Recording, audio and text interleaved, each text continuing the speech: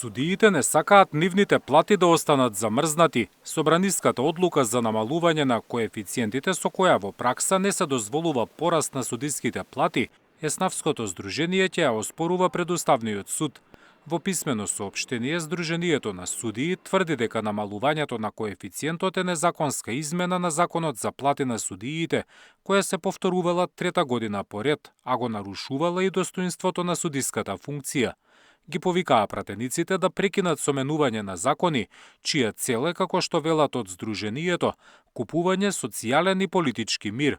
Наместо да се водат само од потребата за зголемување на политичкиот рейтинг, потребно е пратениците да ја согледаат реалната потреба од независно и непристрасно судство, кое ќе биде гарант за владење на правото.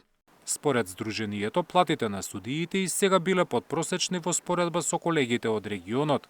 Објаснуваат дека со зголемувањето од 78%, кое го нарекуваат фамозно, нивните лични примања пораснале за 36.000 денари, со што платата на судија во основен суд од 50.000 денари скокнала на 86.000 денари. Според судиите можене и протест ако нивните плати останат замрзнати.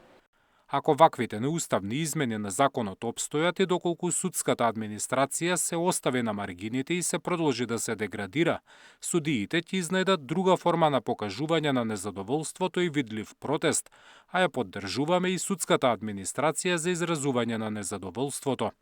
Претходно негодуваше и Здруженијето на јавни обвинители, од каде рекоа дека нивните плати не може да бидат намалувани со закон.